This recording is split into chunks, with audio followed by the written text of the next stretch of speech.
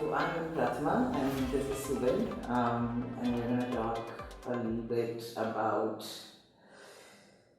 your experience of, I suppose, grappling with masculinity and the journey that it has been.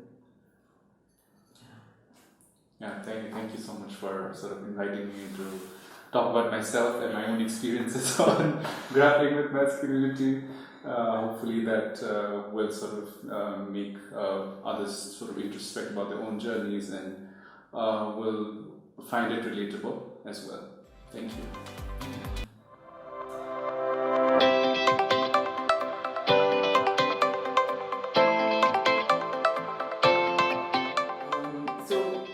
I thought we could start with, thinking about just the word masculinity, even like when it came, when it was maybe introduced to you in your life, and just the circumstances around that. Like, what is the story around how the word masculinity came to be known to you? Yeah. Yeah, I think the term sort of masculinity per se obviously was introduced to me at a much later stage in my life.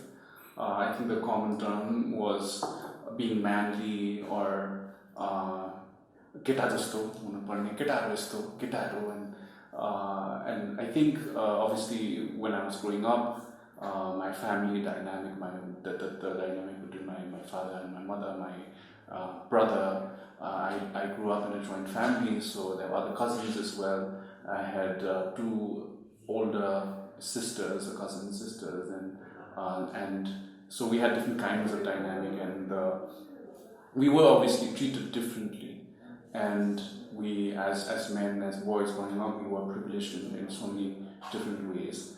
But for me personally, I think the first time I sort of had to grapple with the fact that I am treated extremely differently and I am different and I'm supposed to act differently was probably in school, because the uniforms were different and the teachers would behave with us differently. Keta, men, boys, girls, everything was boys, girls. Even in the assembly, I think we were sort of supposed to line up only boys and only girls in all my schools, I think, growing up. So that was, I think, the first line of distinction that sort of made me think and made me conform to certain values and ideals, and I think took it for granted at that point of time. Was like, oh, that is a given, like I am supposed to act this way, or I am that. I think more than that, I was at that point of time, I'm supposed to act like me. I am that. I'm a boy, I have to be this way, or I am this way. And if I am not being able to conform or to abide by certain masculine or manly behaviors, then there's something wrong with me. Then I need to change, I need to work harder to sort of conform to those values. So I think that's the school, I think, probably played a much bigger role in making me sort of that way or think that way. Mm-hmm.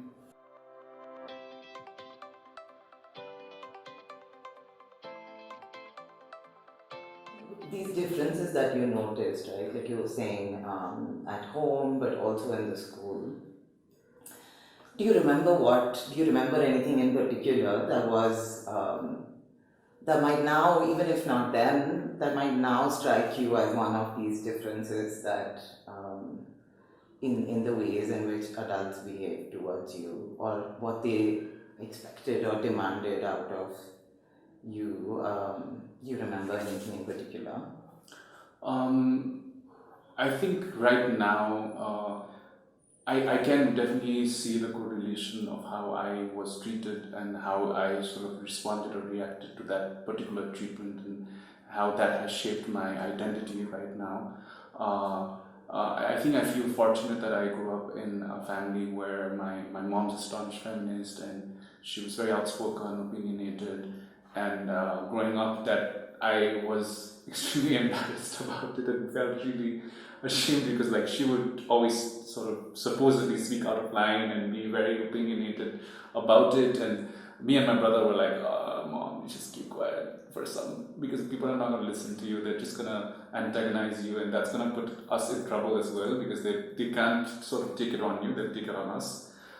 but now growing up, after me and my brother were very super proud of the fact that we were raised by a super opinionated and outspoken mother. And that, I think, has in many ways shaped me and my brother's identities, where like both of us are outspoken and opinionated in many ways, and both of us identify as feminists. So I think that has played a huge role. And even when we are grappling with our own masculine ideals, both of us, our mom was always like, oh, you don't need to sort of be that way.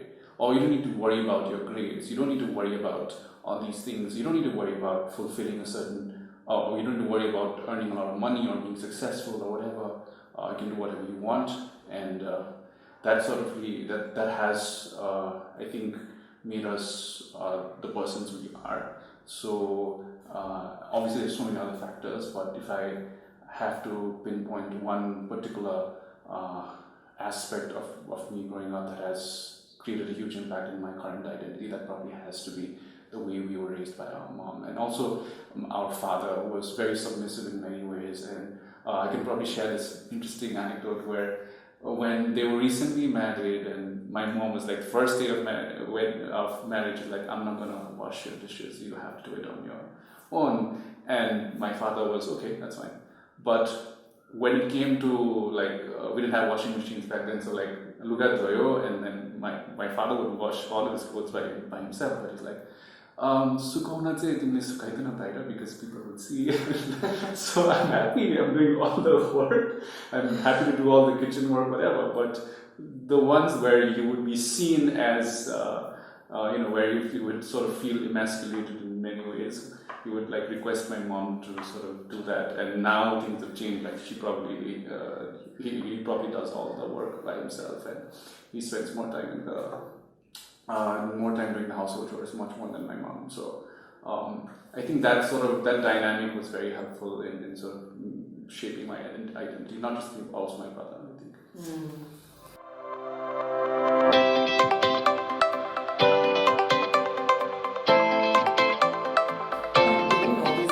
Did you sort of notice this, like what happens inside the house and things that have to be done outside by your dad that you were talking about? Did you notice it when you were younger, like when you were growing up in that house? Or it's something you're thinking back to now? I think it's definitely something that we're thinking back to now. And like I said, when we were growing up, we would dread the fact that we have to go shopping with our mom, because everybody is sexist, right? Everybody is sexist, and she would call each one of them out. A slight change in tone or a misogynist tone, she would be like, keep on, we were trying to buy some clothes, but the conversation would be like, keep on, and that would happen all the time. So she still doesn't know how to pick and choose her battles, so she fights all the battles. So at that point of time when we were growing up, it was something that we didn't appreciate as much, and we were like, and also I still remember when I think she was dropping us to a school, and she was wearing a skirt, and I told her, like, I was embarrassed, like, because none of the moms wear skirts, or none of the moms even worked, so I just told her, like, maybe you should not wear a skirt. And she didn't wear a skirt since then, at that point of time. And obviously when we grow up, and I told her, I'm so sorry, I should not have said that. And so growing up, there was this feeling of, why was she being the same way, and we loved her and she loved us. The work she had also meant that she would have to spend a lot of time away from home. That obviously played a huge role in us sort of loving her even more.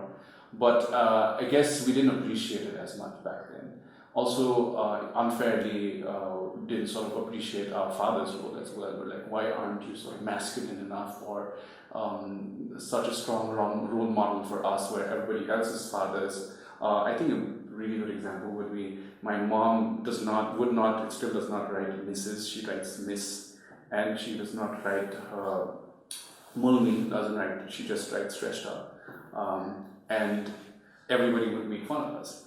oh, you're divorced, or your mom doesn't write Mrs., so she's not married, or your parents are living in a living relationship, or your mom, do you guys still live in the same house because your mom does not use the same surname? And I would, in every forms, I would write Mulmi in brackets after her name, which even though she hated that. And so, yeah, I guess growing up, that was, we weren't as appreciative of that. Yeah.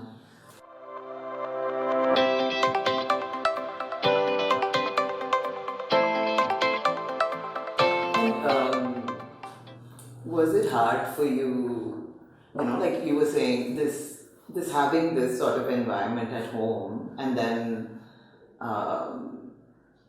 from sort of receiving not maybe the same messages from home and from say school, and and maybe that's, I mean, I'm just saying, but like maybe that's also what informs this being embarrassed about your mom having these kinds of conversations, right? Like with people. I'm wondering about that. Is it because I wonder if there's this kind of environment at home, and you know that outside there is sort of this demand to be, like a manly boy, or and if you fail, then there can be repercussions of that, right? Like, so how that was. Like having these two different environments at home and outside. Again, I think while growing up, it was very, very confusing, and I think for me and my brother, our mom was the sort of soft target because, and I mean, we loved her, we took her for granted because she loved us a lot, and there were all these frustrations. And she was always sort of our sort of pillar of strength as well. If anything wrong happens in school or anywhere else, we would obviously go to our mom and always expect her to, and she would always be our sort of superwoman and save us from all the everything that happens. And that's why we had to sort of keep a lot of things away, keep a lot of things, and wouldn't tell her everything because we felt that she would overreact.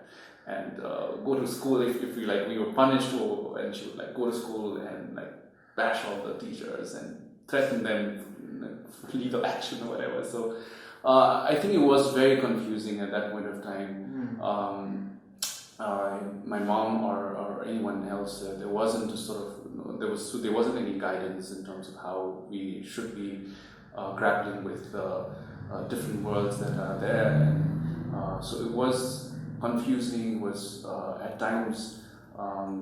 I won't say that it was traumatizing because I don't hold any trauma in that respect because of the different dynamic. I think even inside the house it was very difficult because we lived in a joint family and not all the women feel the same way. And my mom was expected to and growing up in an Newar family where she was expected to fulfill all the cultural duties as well, and she wasn't interested in them. She was always busy and wouldn't even have time to attend the cultural functions. And me and my brother were always expected to sort of balance it out because we would always argue for our mothers, on behalf of our mother. And then on the other hand, we'd also have to request our mom to just, come up and just be a part of it. I know you don't want to be a part of it, but, so I think we would be mediators all the time. That probably was even more difficult than grappling with things outside, because I guess outside, as men, as boys, it was easier for us. If we were probably women, probably would have been very difficult because as at the outside society, where everything is patriarchal and sexist and misogynist, everything was easier for us because we benefited from that system.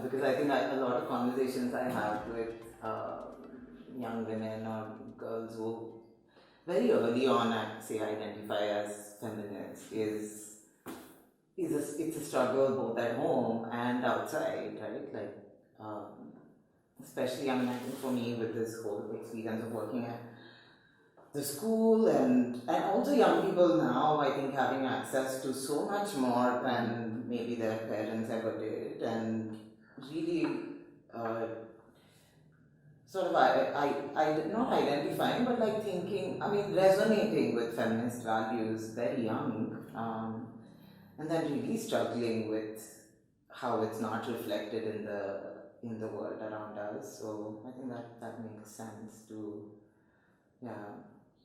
Um, but I think the other, like what I was asking, like my first question was this thing when it came, this whole journey of with the word masculinity, right? Like, so how did this confusion also that you said that was there when you were younger? How did that, like, what's it like sort of now? What has that journey been like? And what has helped with that? I think like for me when I completed law school and started working in a non-profit for on women's rights and I was extremely passionate about it because my mom always sort of way envisioned me working for on women's rights and she obviously never sort of because I had initially worked as a corporate lawyer and she was okay with it. But then when I shifted to human rights, she was very happy. And I think that sort of helped me unlearn a lot of things and helped me empathize with women even more. And because then I had some really powerful, meaning conversations with many of our clients and was involved in a movement as well. And that helped me interact with women over the country and help me sort of understand what they're going through. And again, when I say that, I obviously understand that it is a very sort of superficial understanding when I say this. But that was helpful in many ways to help me unlearn all these things that I had, taken for granted. And but even that, I think throughout my 4 or 5 years working in the nonprofit, it was very sort of superficial. And when I went for grad school and I started taking classes on gender studies was when I had also dived deeper into this and started not just to unlearn the process but also to deconstruct my own identity and started questioning everything about myself and started trying to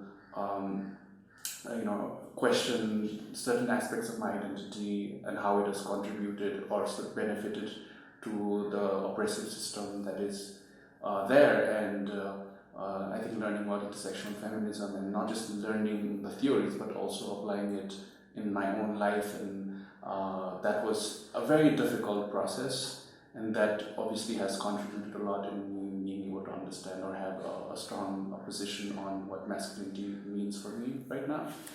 And maybe I just want to talk a little more on this, where the process for me was extremely daunting. It was very difficult because I did not know how to pace myself. When I became aware of my privileges and how I've unfairly benefited from the oppressive system and how I've been an accomplice to this system, there was a lot of guilt, and I did not know how to process that guilt. I wanted to completely deconstruct everything about myself and start anew and be this very progressive version of myself, which I thought was the best version of myself. And in this process of unlearning, I wanted to even unlearn the things that probably made me positive or the things that helped me become a better person in different ways. So that process was I think very difficult for me. My mental health obviously took a massive bump at that point of time, where I had a very low self-esteem because I felt that every good thing that I did or every positive aspect of my life is owed to the privileges that I exercised, and if it were not because of those privileges, I would not be in this position, and nothing makes any sense to me. And that sense of guilt was harrowing in many ways, where I wouldn't be able to credit myself towards anything. And that sort of started a spiral in my own life where I had to sort of take a break from everything and had to do a bit of soul searching, and did a lot of mindfulness exercises, started going to see a therapist, and that was when I embarked on this spiritual journey as well. And that was when I realized or understood the value of self-love and putting myself first, and developing a sense of empathy, not just for people around me, but also being kind to myself, and realizing that there's nothing I can do about the things that have happened in the past, and there will always be that I will be making so many mistakes in the future as well, and I'm making a lot of mistakes currently as well, and the fact that I need to forgive myself, and the process of forgiving myself of all the privileges and the privileges that I will benefit in the future and the ones that I'm benefiting right now was a difficult process, and I think when I started having these conversations with my male friends, most of what I experienced resonated with many of them, and I think that was when feminism made even more sense to me, and I think that was when feminism, there were more layers added to my feminist identity, where it was not just about gender equality, it was not just about socio-political economic parity, it was about self-awareness, it was about empathy, it was about developing compassion, and it was, when we say intersectionality, we only think of, different class, gender, but privileges come in so many different ways. Knowledge is privilege, access to this education that I had is a privilege, and even going through this process of self-awareness is a privilege as well. Yeah. So I think that was when I started humanizing the enemies, or humanizing everyone around me, and have these meaningful conversations, which I think for me, at least in my life, has proven to be more sort of productive than calling people out or bashing people. So